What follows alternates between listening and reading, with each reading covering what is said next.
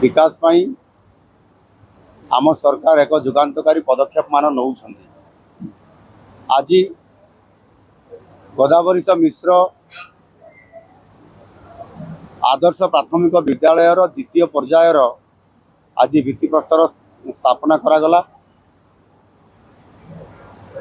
प्रथम पर्यायर आम 118 विद्यालय को नहीं, द्वितीय पर्यायर 204 स्कूल नि सरकार योजना एवं लक्ष्य होची जे प्रति पंचायत रे गोटे गोटे आदर्श विद्यालय प्रतिष्ठा करा जिवो एवं सेति पाई 5 एकर जगह रे हबो एवं 5 कोटी रो 7 कोटी टका पर्यंत गोटे गोटे विद्यालय रे भित्तिभूमि सहित आधुनिक शिक्षा व्यवस्था सहित जोड़ी करी ए विद्यालय गुड़िक जो अतीतर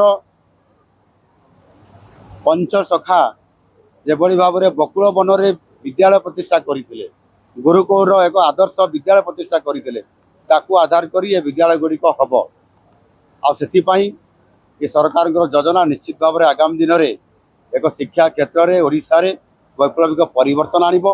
आम पिला माने सरकारी विद्यालय रे उच्च कोटीर एवं से स्मार्ट डिजिटल माध्यम रे से निश्चित भाव में शिक्षार पारंगमता देखा सहित उच्च शिक्षा पाइबारे से निश्चित भाव में सफल हो पारे। आम भाषण मानक रखी जे आम प्रत्येक विद्यालय को उन्नीत विद्यालय प्राथमिकता दौचु।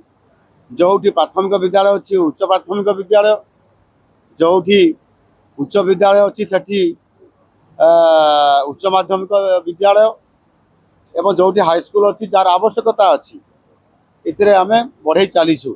एवं आम अनेक गुड़ाए पाखापाखि बोधे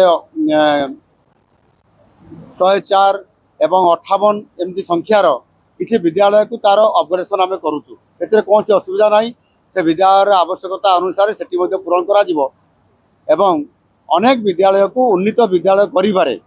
हाईस्कल थे +2 एवं अष्टम श्रेणी थे 10वीं श्रेणी पर्यंत, पंचम श्रेणी थे दशम श्रेणी पर्यंत कर कौन प्रतिबंधक नहीं। एवं सबुठ बड़ कथा है शिक्षार गोटे शैक्षिक परिवेश मनोज परिवेश से भित्तिभूमि दरकार, शिक्षक दरकार, शिक्षक मान को उपयुक्त तालीम प्रदान करने दरकार, पिला मानकर सहित पिलांकर पितामाता माने शिक्षक एवं परिचालना समिति एमान भितर जो गोटे उत्तम परिवेश तैयारी करिवार जो भूमिका करा जाई परिबा और सरकार ताकू करिवे। ये करने द्वारा निश्चित भाव में एमाने प्राथमिक स्तर ही स्मार्ट हेबे, जो थे कि भविष्य में से उच्च विद्यालय को गले भल पाठ पढ़ी।